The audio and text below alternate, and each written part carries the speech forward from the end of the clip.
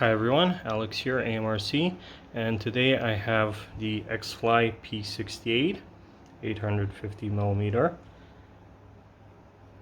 I found a really good deal on this from Hobby King. They had a sale, so I got it for just under $100. I really like the size of it. 850 is the sweet spot, a bit bigger than a UMX plane, but small enough to fit in a car. And it does look great. I love twin motor planes, and this is actually modeled after a real airplane, the Avia P68, also known as Vulcan Air now. They have been taken over. Have a few pictures on the box. The specs, not that much to it. It's a 3S airplane, 4-channel, no flaps, but let's open it up and see what's inside. Okay, first off we have the manual, and also small parts bag in here, and just 5 screws, Y connector because it's for the ailerons, and a small Allen key. Here's the manual, and have safety warnings. Indeed, looks like a very low part count. Assembly should go really fast. Oh, and look at these drawings, really big. I haven't seen any manual with such large descriptions of the assembly. So it should be fairly easy for anyone. Control horns, battery installation, CG. Okay, checks for surfaces, throws. What else? Troubleshooting. Ooh, and the ESC user manual. That's really nice. And okay, also shows how you can program the ESCs. That's always good to know. Lots of manuals don't have these. Okay, so let's see the good parts. Wing.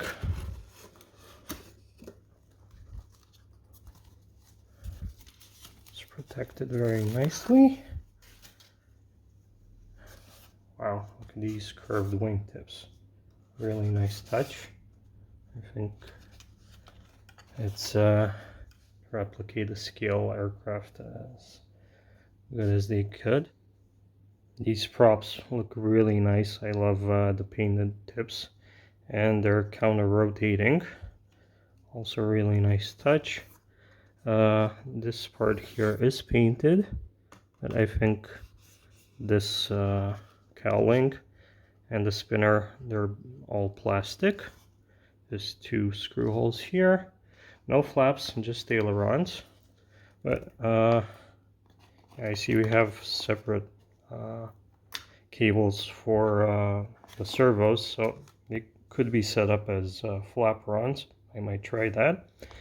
And for the motors, you only get one connector. They're all spliced together, so probably with this factory setup, differential thrust won't be possible. ESCs are here inside the wings. Looks like they're 20 amps.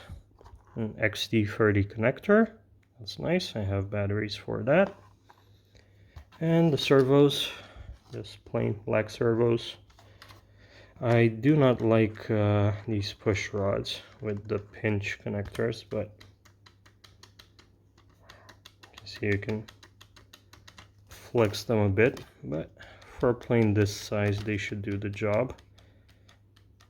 The ailerons seem a bit stiff. I might need to take these off and flex them a bit so they move freely.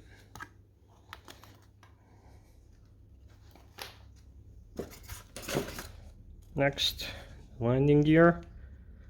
The tires are pretty hard. and just a simple wire that I guess slides in, and that's all there is to it.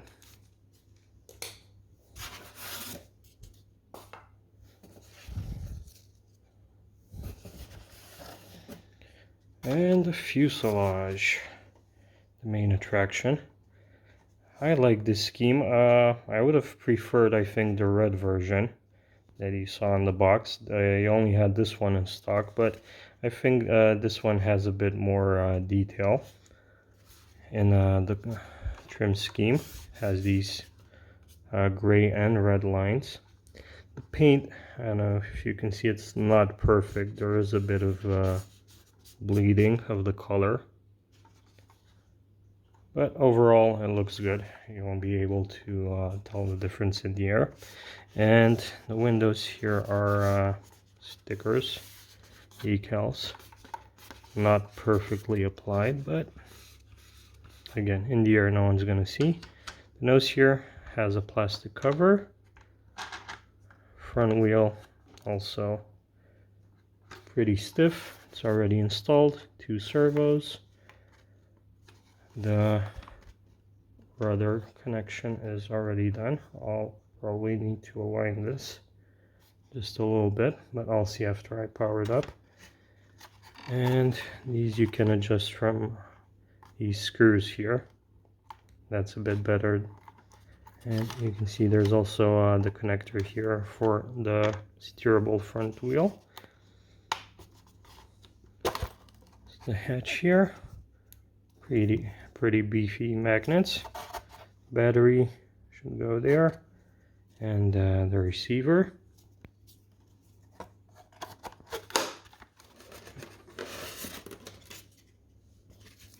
And last but not least, the horizontal stabilizer.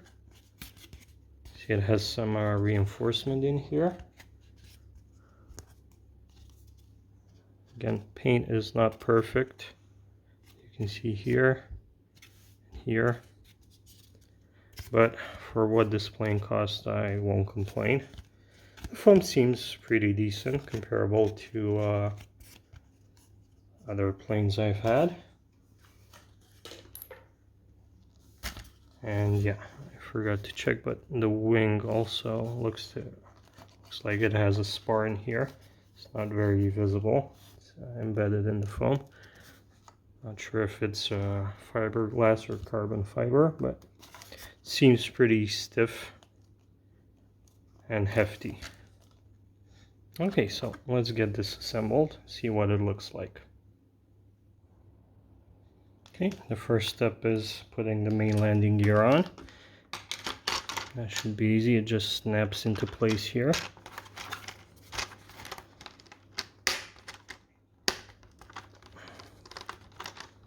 It's on these sides where it needs to snap in. This is where an airplane stand would come in handy.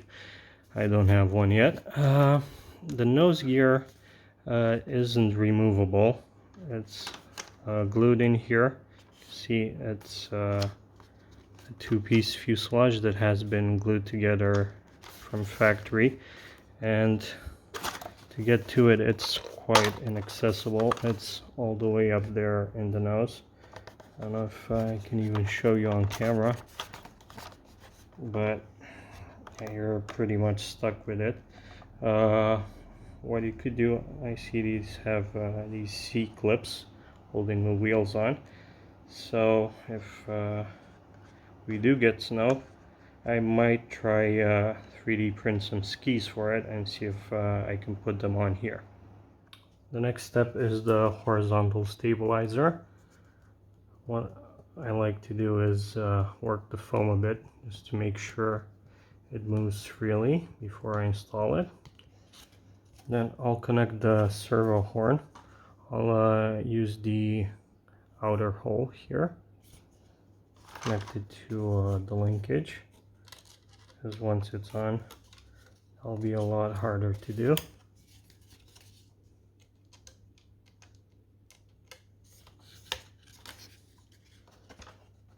Okay, now this just slides into place here.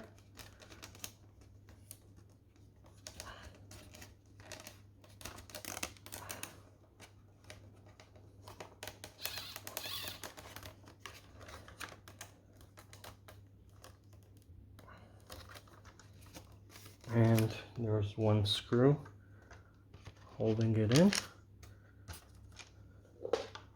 The assembly is just 3 screws, and they're all the same size. So, and already the first small issue, the servo linkage for the elevator was not set up right from factory. So I believe that's why they give you this little Allen key for. Just unscrew this.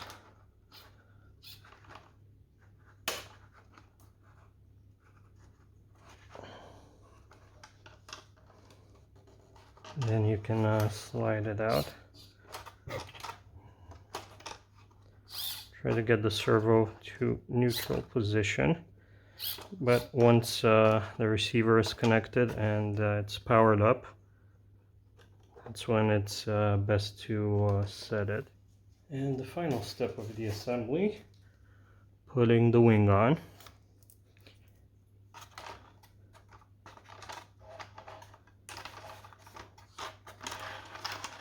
But again, you will probably need to have it off to adjust the servo linkages after the receiver is connected. But it's fairly simple. Just slide the back and use 2 more screws from the bag to bolt it down.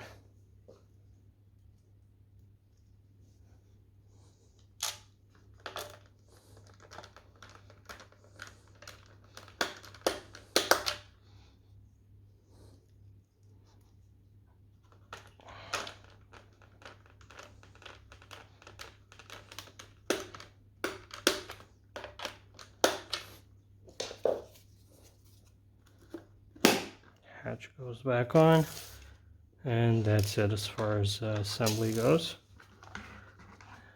And it's a nice looking plane. I do like how it looks.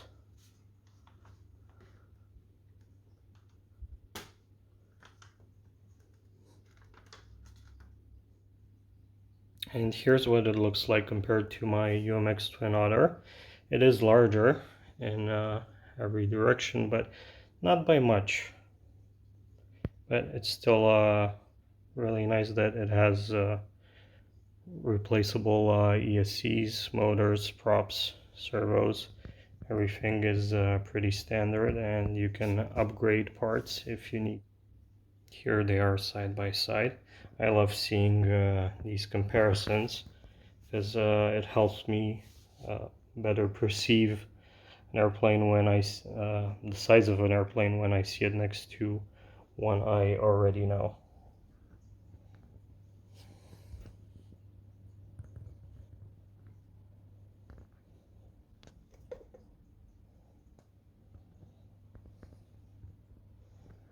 One very important thing is setting up the CG. The manual says it's 30 millimeters from the leading edge of the wing. So my caliper, I think that's close enough. So somewhere around here. Okay, I'll mark that with a marker. And I have a blue one to go with the scheme of the plane. Okay, let's do it on this side as well.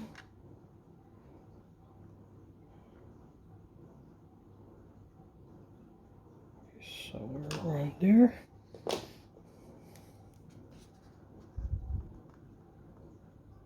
Of course, after flying you can adjust it if you feel it's not right, but it's usually good to go with the suggestion of the manufacturer. Sometimes they can be a little conservative.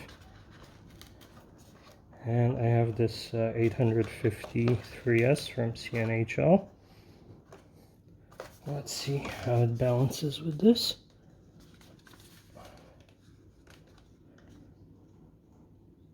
Okay, it seems to be just a bit tail heavy, so I'll have to move it forward a bit.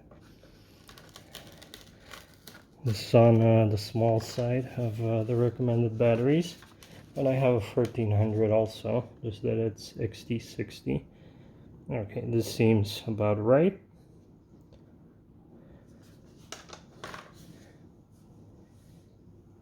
And one important thing, they mention it in the manual, to calibrate the ESCs, make sure you have the full throttle range.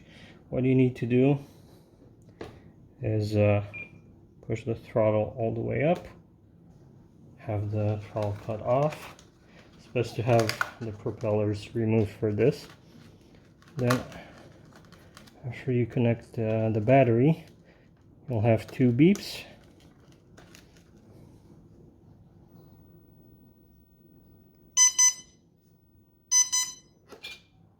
And throttle all the way down.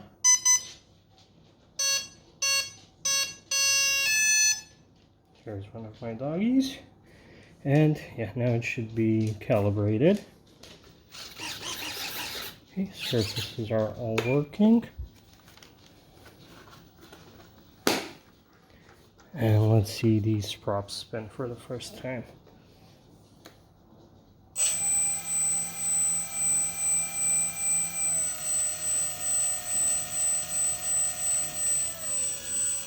It's a beautiful plane for sure.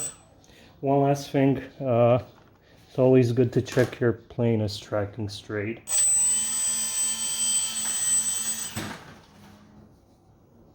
I hit the box with the link here, but no biggie. That's very important when taxiing, as you want it to run as straight as possible down the runway, so you don't have to correct it all the time. So that was it from me for now. We'll see you next time with the maiden flight. Hopefully it goes well. If there's any questions you have about setting this up, let me know in the comments. I went a bit into detail to help out those starting in the hobby. These are general things that apply to most planes, but I use this as an example because I think it could make a good first plane, but I'll have my final verdict on that after the maiden flight. Thanks for watching. Don't forget, like the video, subscribe if you haven't already, and I'll see you next time. Bye!